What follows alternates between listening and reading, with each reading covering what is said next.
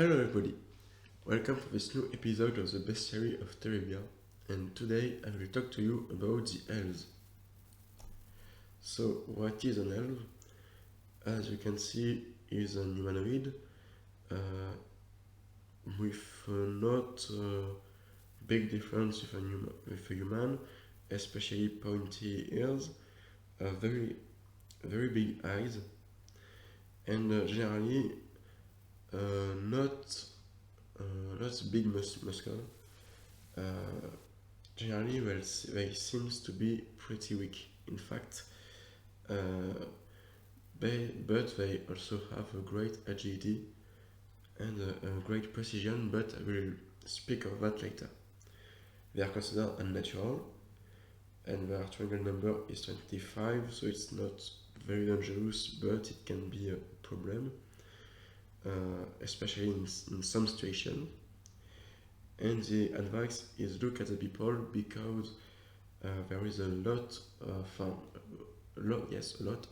different people, different population of elves, and they can have cultures, tradition difference, even if they have similar points, especially in their modern history. But I will speak of that specific point at the end of the video.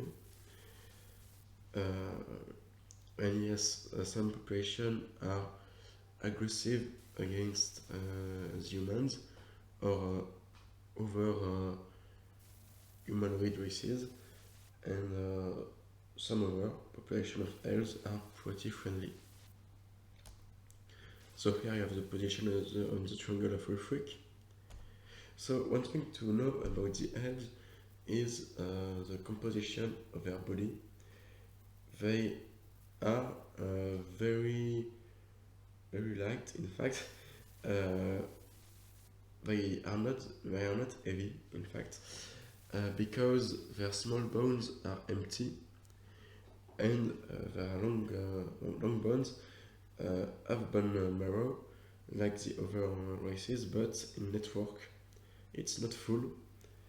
That makes their bones very light, but also very fragile. For example, they can easily be injured by a fall or a shock. And moreover, they don't have powerful muscle, but because of that, they can be very fast in short run, and they have also very good agility. Moreover, they don't have a great endurance because they don't have a good transpiration system. In fact, they can have an explosive energy, but in very little time, and after this, they will be very tired very fast. For example, they can run very fast, but they can't, for example, track a beast or something like that on a very long way. And the same for the magic. They especially use witchcraft, and they can use very complex and powerful swords, but they will not be able to make a lot of them. So it's a specificity of the elves. So here you have the list of the principal elven peoples. So you have the Metaxalonopoi. So Opoi is the word who design an elf. In their language, an elf is an Opoi. So the Metaxalonopoi are the elves who lives in cities of other races. For example, in cities of human, in cities of dwarves, in cities of orcs, for example. The Anatopoi lives in the east of Terebia. Voriopoi in the north, Litikopoi in the west, Limnopoi they live around the biggest lake of Terebia. So they are named people of the lake. The Bremplopoi or Giraeopoi, so they are named the people of brambles or the oldest people because they are supposed to be the first civilization in whole Terebia. And then the Notropoi, so the southern people. The color is for the relationship with the other races. For example, in green, they will be friendly. For the Metaxaonopoi, it's because they live among other races. And for the Vraiopoi, it's because they live in their kingdoms and a human population arrived and the queen of the human population decided to marry the king of the elven population to avoid a war. And so it's a mixed kingdom, it's a human elf kingdom. So it's very specific of that kingdom. And then you have the Anatopoi, Ditikopoi, and Ninopoi, which are considered as neutral. That means they will search their interest in first, but they will not be especially hostile against the others. And then in red, the people which are considered as very hostile because they want to recreate the ancient elven kingdoms, and they also consider that they are superior to the other races, and so they fight him to restore the superiority of the elves. But we will see later it's complex. Then here you have the localization of the kingdoms, so the limits are not very precise, I'm sorry about that, but in fact for the elves the limits are more for example if an elf live for example in the Anatopoi, the limits is more the moment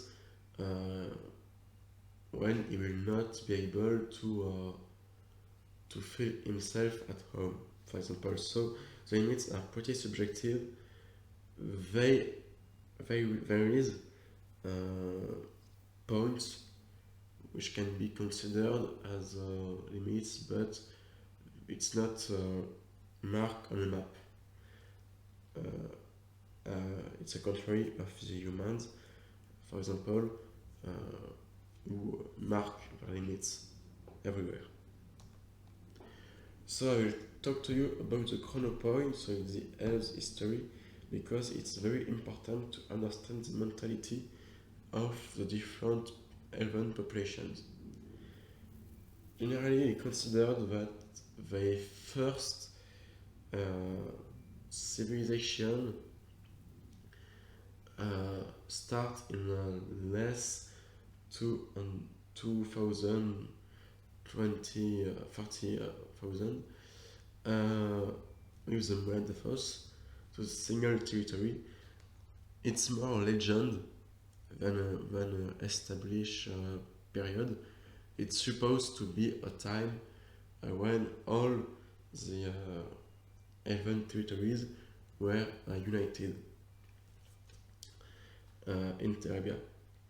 Then you have the Proto-Herodaphos. So Herodaphos is an elven kingdom, but it's not an exact prediction. In fact, it will be more exact to translate that by sacred lands or destiny lands.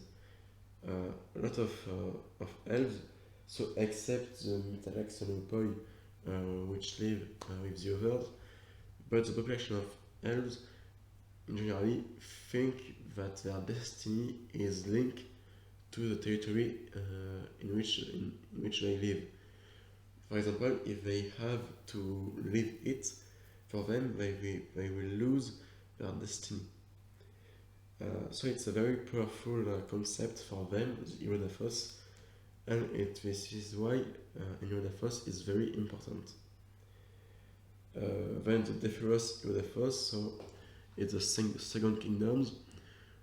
When the first kingdoms started to fall, in fact, generally, it's most because families which ruled the first Irodaphos ends, and so the second family comes and takes the power on the Irodaphos again. And so elves can live in a very long time, but it's not immortality. A lot of legends and myths claim that elves can be immortal. It's not true. They can live generally between 150 years to 200 years, but it's not an immortality. Then the Trito-Irodaphos, so the first kingdoms, and it's also considered as the golden age of the elves, the moment they were the most powerful, but it also had a dark phase. It's also the moment when elves make slavery over the other races. Then they had revolt and also technological changement. So because of their lack of strength, elves can't use strong weapons like, for example, a crossbow or big crossbow or a longbow, for example, and so they lose their advantage given by their ace. In fact, they have very good ace. They can be very precise with an arc, with a bow. But if in front of them you have archers which will be able to shoot arrows more powerful in a very long range, they will lose that advantage. And moreover, because of their lack of endurance, they can't fight with heavy armors. And so when humans and other people started to equip their armies with good protection, the elves become incapable to win battles because except if they used poison, they became incapable to kill the other soldiers. And so a lot of the kingdoms fall, and now they abandoned big battles to more something like a guerrilla, in fact. So it's the Ptoi-Irodaphos, the fall of kingdoms, and then the actual era, the Parxoris-Irodaphos, so the existence without kingdom. And when you know how powerful the concept of Irodaphos can be important for the elves, you can understand that it's very difficult for the actual elves to live. Except for the Voriopoi, even if their kingdom fall, in fact it's a new kingdom, so the human elf kingdom which exists, and so it's less difficult for them because they still have a kingdom. Even if it's not a pure elf kingdom, it's still their kingdom, so it's less difficult for them, and also for the Metaxanopoi, because they live among other people and they less have this concept of Irodaphos than the others. So here we have the chronology of different elves kingdom. So here we have the Trito Irodaphos, and generally we consider that the Golden Age ends with the fall of the first Irodaphos, so in 228. Because of that, after the fall of all the Irodaphos, there, in fact, the population of elves was cut in four populations. The Voriopoi, which continued to have a kingdom, and for them it was okay. Moreover, because of the humans who lived with them, they could have an efficient army. So it was good for them, in fact. In fact, for them, for the elves of the north, it was very difficult. They were considered as an inferior kingdom until the others fall. So you can say that's it's a paradox, but no, it's a golden age for the elves of the north. And the Metaxalopoi, which completely abandoned all tradition of the elves, and then two others. So the desperate, we considered that they will never be able to have Udafos again, and they live in cavern or in forest, and they are pretty sad. In fact, they are not a true people, but they just remember how the past was great, and their number start to diminish year after year. And then the others who consider that the fall of the Olafos is an unacceptable things, and they will fight against everybody, especially the humans, to recreate this. So it was a kingdom of red, and the kingdoms did something very strange. They meet up to determine common weapons to fight. In fact, they want their enemy to know that they don't think a particular kingdom, but the all true elves, in fact. So they decided to use Kinokias. The traduction will be serpent teeth. It's generally a short blade. With, in fact, the guard you can see is the blade which gets more fat on the end, but the guard still to be sharp. And generally is covered by poison to be deadly. And then the legendary weapon, the Thanathoros. So it's not a very powerful bow. It can't be deadly in itself. It won't kill for example, it won't kill a human, especially except if it hits the head or directly in the heart. But without that, it won't be deadly. But Charlie is covered by poison, so the problem is solved. And moreover, this bow have three advantages. The first, it is very resistant. The second is that it is very it have a very good precision. And then the third is due to the quality of the elven rope. For example, on a standard bow, you have to remove the rope if you don't want to destroy your bow, because the tension of the rope can break the bow. When if you let the rope on it every time. But for the Thanathoros, it's different, and because of the quality of the rope, you can let it fixed on the bow in the whole time, and so you are always able to shoot. But in fact, even because of that, they can't win big battles against others' population because of their lack of protections and power of destruction. And it is why, in fact, they are more considered as bandits. Sometimes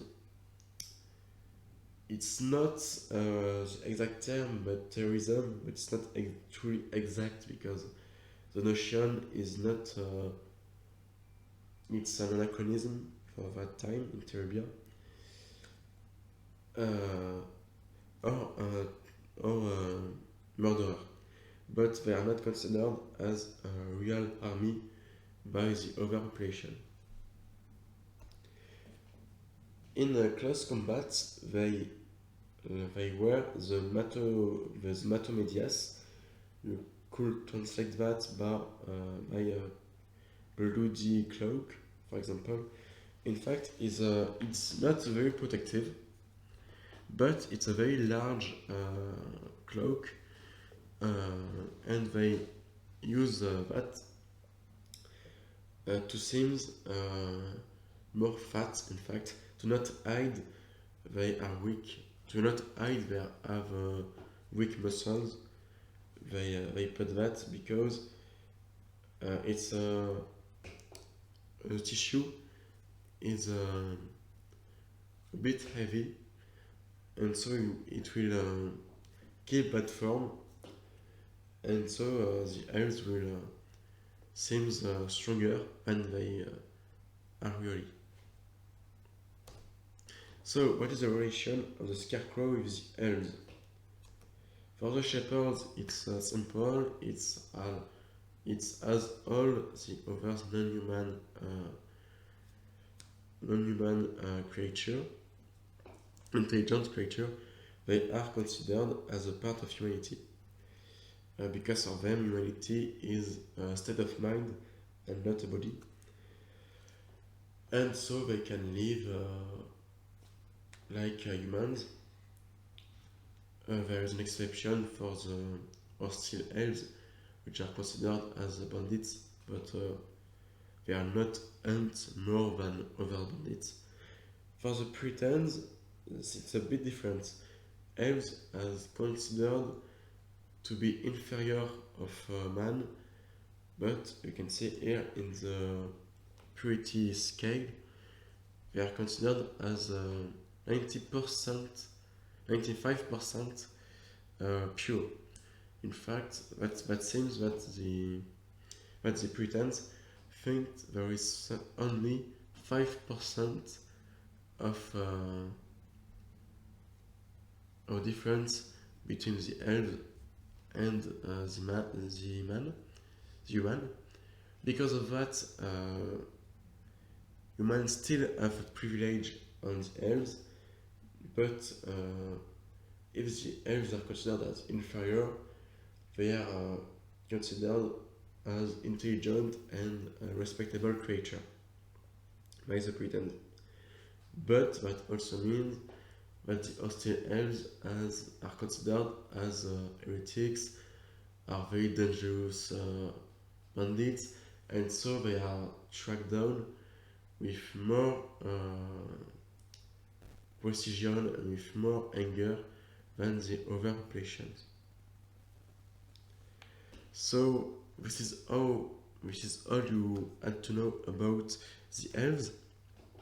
I hope you enjoyed that video. For the next time, you can choose between the orcs, the sea ladies, or the dark fly. And back to the next episode.